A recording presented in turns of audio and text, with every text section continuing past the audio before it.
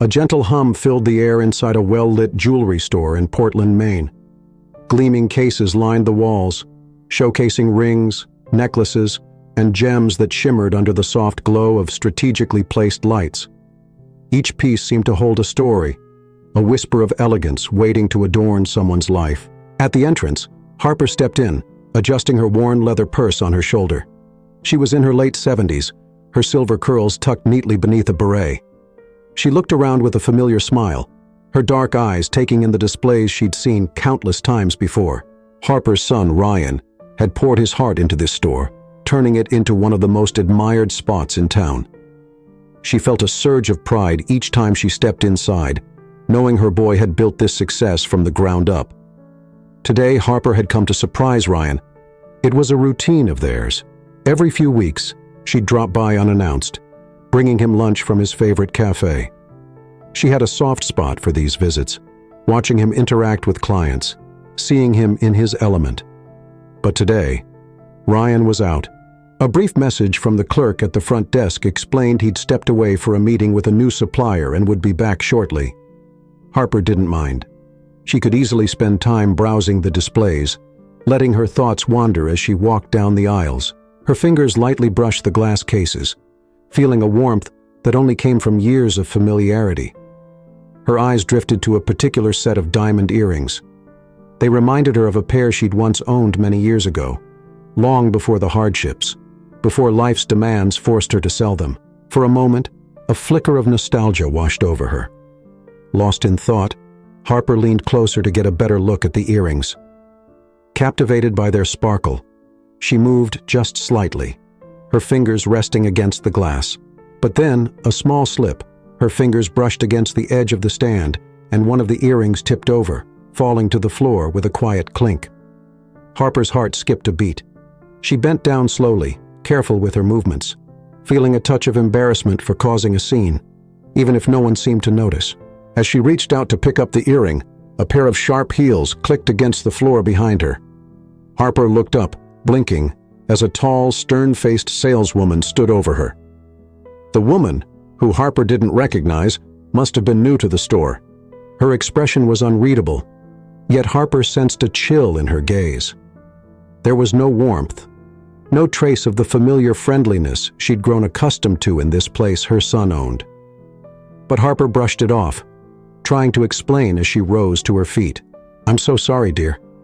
I just wanted a closer look. This earring reminds me of a pair I once..." But the woman didn't give her a chance to finish. With a glare that pierced through Harper, the saleswoman crossed her arms, looking her over with an expression that held more than just disapproval. The saleswoman's voice was sharp and cold, cutting through the air like glass.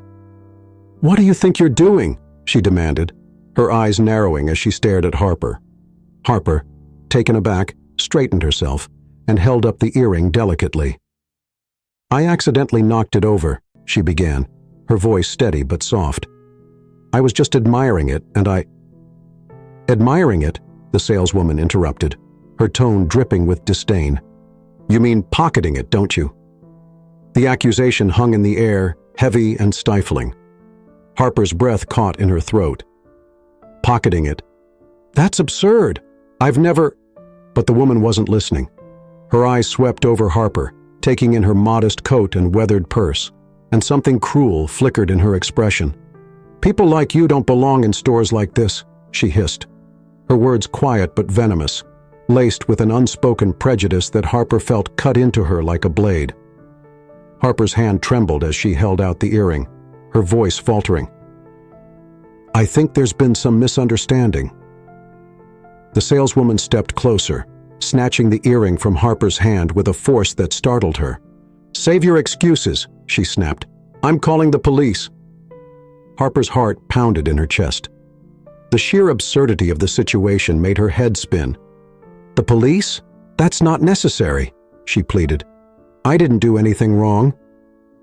Ignoring her protests, the saleswoman pulled out her phone and began dialing, her voice turning unnervingly composed as she spoke to the dispatcher.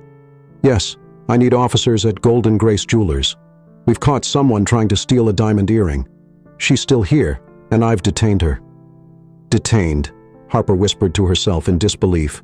She took a step back, clutching the strap of her purse as if it might ground her in the chaos swirling around her. The next moments unfolded in a blur. Harper barely registered the sound of the front door swinging open or the quick, heavy steps of two police officers entering the store. Both men were tall, their uniforms crisp, and their expressions unreadable. They walked directly toward the saleswoman, who immediately launched into a theatrical recounting of events. "This woman," the saleswoman declared, pointing an accusatory finger at Harper, "was caught red-handed trying to steal this earring. I had to stop her before she fled." Harper's hands shook as she tried to speak. "I wasn't trying to steal anything," she said, her voice wavering. "It was an accident. Please. I'm the owner's mother." The officers exchanged a glance, but their attention remained on the saleswoman. One of them turned to Harper, his gaze hard and impersonal. "Ma'am, I'm going to need you to step forward." Harper took a step closer, her knees weak. "Please, this is a mistake," she said, but her voice was barely above a whisper. Before she could say another word, the officer grabbed her arm, pulling her roughly to the side. The sudden force made her stumble, and she winced as they twisted her hands behind her back. "What are you doing?" Harper cried out, panic flooding her voice. The cold metal of handcuffs clamped around her wrists, and the sound was deafening. Harper stood frozen, too shocked to move. Tears welled in her eyes as she looked around the store, searching for a friendly face, for anyone who might help. But there was no one, just the saleswoman watching with a triumphant smirk. "I didn't steal anything," Harper said, her voice cracking as tears began to spill down her cheeks. "You're making a mistake." One of the officers spoke in a flat, emotionless tone. "You can explain yourself down at the station." The words hit her like a blow, knocking the air out of her lungs. Down at the station, Harper had lived a long life, faced her share of challenges, but never, not once, had she ever been treated like this. The humiliation was unbearable. She felt like a criminal, though she'd done nothing wrong. The officers began leading her toward the door, their grip firm and unyielding. Harper's mind raced, each thought more desperate than the last. She didn't understand how this could be happening. This was her son's store, a place that had always felt safe. How had it become a nightmare? As they reached the threshold, a voice boomed from across the room. "What the hell is going on here?" The officers paused, and Harper turned her head toward the source of the voice. Her heart leapt as she saw Ryan standing in the doorway, his expression a mix of confusion and fury. Ryan stood frozen for only a moment before striding forward, his presence commanding attention. His tailored suit, standard for meetings with suppliers, was slightly wrinkled, as though he had rushed back. His jaw was tight, his movements quick and deliberate as he took in the scene. His mother, handcuffed and tearful, the officers holding her arms, and the saleswoman standing smugly to the side. "Take those off her," Ryan ordered, his voice low, but charged with barely restrained anger. One officer cleared his throat, shifting uneasily.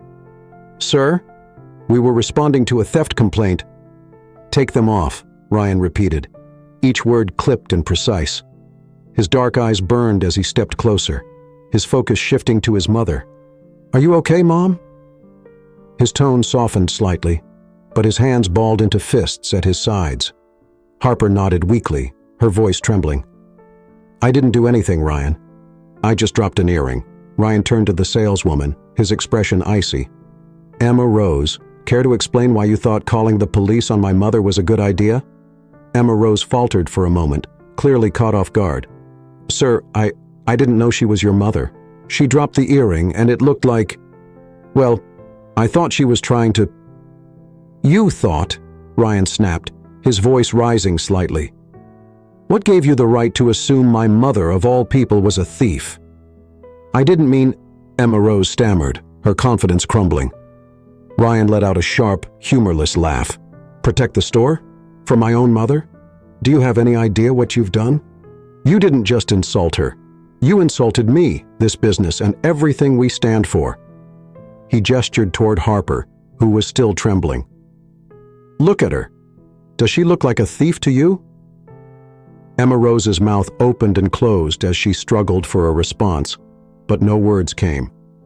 Ryan turned to the officers, who had yet to remove the handcuffs. "Are you seriously just standing there?" he demanded. "Do you even have any evidence she was stealing, or did you just take this woman's word for it?" The officers exchanged uncomfortable glances before one of them finally stepped forward and removed the cuffs. As soon as Harper's hands were free, Ryan was by her side, rubbing her wrists gently. "I'm so sorry, Mom," he said softly. "You shouldn't have gone through that."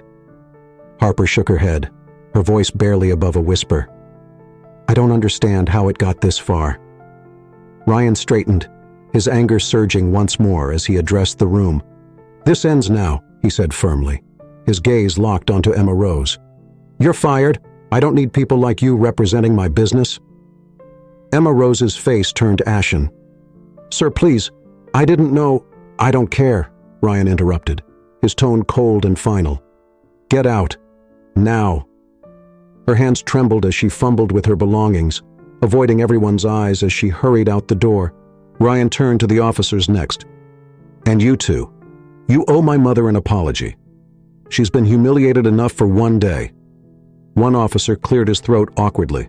"We were following protocol based on the complaint." "Protocol?" Ryan shot back, his voice dripping with disbelief. "Your protocol is to slap handcuffs on an elderly woman without investigating the tarper? That's what you call protecting and serving?" The officers stood silent, their earlier confidence evaporating. Finally, one mumbled, "We're sorry, ma'am." Harper looked at them, her expression unreadable. She simply nodded before Ryan ushered her to a chair near the counter. "Sit down, Mom," Ryan said gently, his hand on her shoulder. "I'll take care of everything." As Harper sank into the seat, Ryan turned back to the officers. "You can leave now. I'll be filing a formal complaint about how this was handled." The officers hesitated before nodding slightly and heading for the door, their departure marked by an awkward silence. Ryan knelt beside Harper, his voice softening. "You okay? Do you need anything?" Harper shook her head, her hand resting over his. "I just want to go home." Ryan exhaled, a mix of relief and lingering frustration washing over him. "We'll go soon, but first, I'm going to make sure this doesn't happen again." The days that followed were a whirlwind of phone calls, statements, and legal proceedings. Ryan wasted no time filing an official complaint against the officers and pressing charges against Emma Rose for assaulting his mother. Harper, though shaken, supported her son's decision. She knew this wasn't just about her. It was about preventing anyone else from enduring the same humiliation. The news spread quickly. Golden Grace Jewelers, once known for its elegant reputation, was now at the center of a heated conversation about prejudice and accountability. Customers voiced their support for Ryan's actions, though a few questioned the decision to fire Emma Rose so publicly. Ryan was unyielding. "There's no room for that kind of behavior in my business," he told a local reporter, "and there shouldn't be room for it anywhere." Meanwhile, Emma Rose was facing her own reckoning. Video footage from the store's security cameras left no doubt about what had occurred. The recording captured her aggression, the slap, and her blatant refusal to listen to Harper's explanations. It also revealed the officer's rough treatment of Harper, further fueling outrage. In court, Emma Rose appeared visibly shaken. Gone was the confident, cold demeanor she'd shown in the store.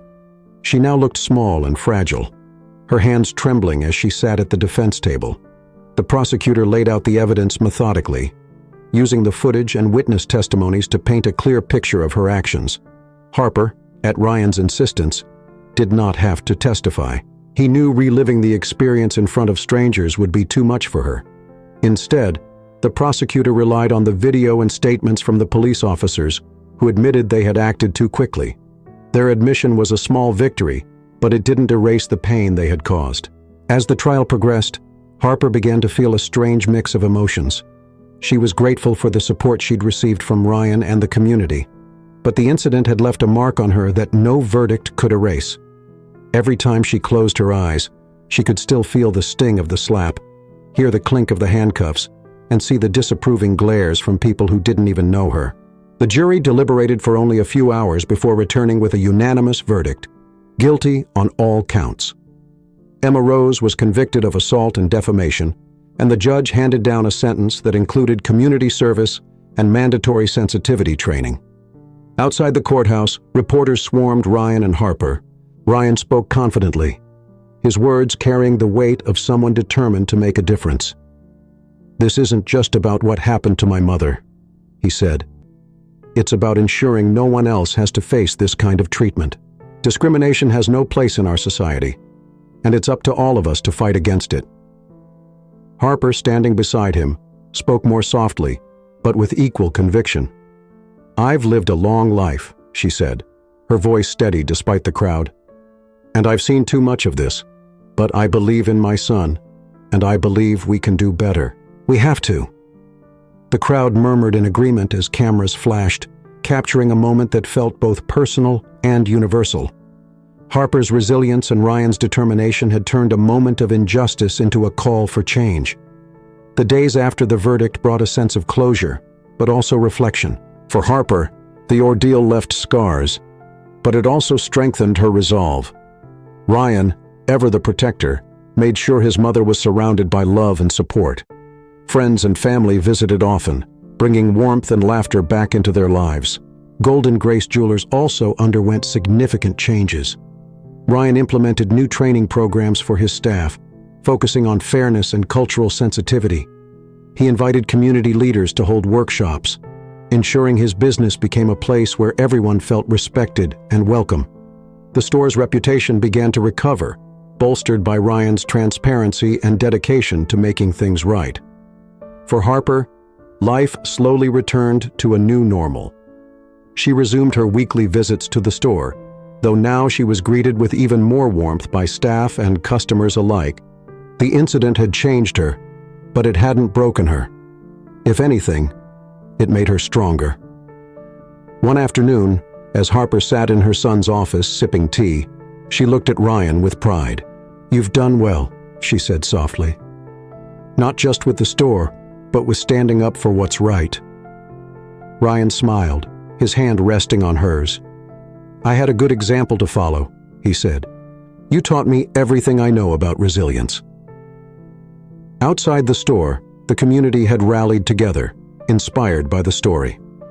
Discussions about prejudice and accountability became more frequent, not just in Portland, but in neighboring towns. Harper and Ryan's story was shared widely, sparking conversations that reached far beyond their small city. As Harper prepared to leave the store that day, Ryan walked her to the door. The sun was setting, casting a golden glow over the street. Harper paused, taking in the view, and then looked back at her son. "I know this wasn't easy," she said, "but you turned something awful into something meaningful. That's how change happens."